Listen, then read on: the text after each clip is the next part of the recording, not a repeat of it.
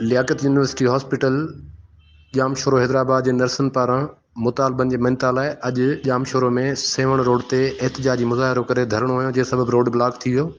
उन मौक़े ते नर्स अॻुवाणनि चयो त असांखे गुज़िरियल 6 महीननि खां वज़ीफ़ो न पियो ॾिनो वञे।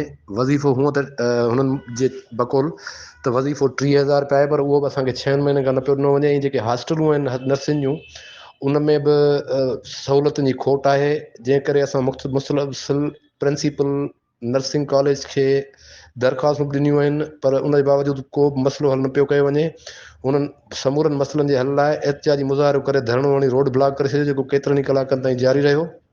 उन मौक़े ते नर्सिंग अॻुवाणनि चयो त जेसिताईं असांजा मुतालबा मंज़ूर न थींदा, तेसिताईं एहतजाज जारी रहंदो। ॿिए पासे प्रिंसिपल नर्सिंग कॉलेज जो चवणु आहे त हिन जा जेके मुतालबा आहिनि उनखे हल कयो वियो आहे, एहतजाज बिना वजह कयो पियो वञे। जॾहिं त वज़ीफ़ो सिविल अस्पताल हैदराबाद इंतिज़ामिया ॾींदी आहे।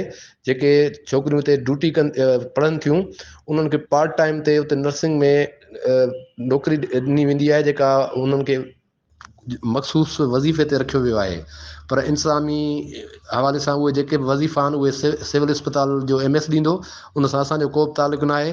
जॾहिं त एहतजाज कंदड़ नर्सियुनि जो चवणु आहे त असां मुसलसल MS खे पिणु केतिरा ई दफ़ा दरख़्वास्तूं ॾेई चुकिया आहियूं त असांखे जाइज़ वज़ीफ़ो ॾिनो वञे, पर उहो बि नथो ॾिनो वञे।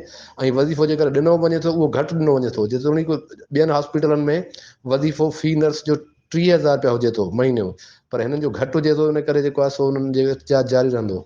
मुख़्तियार बुरफ़त, इबरत न्यूज़, हैदराबाद।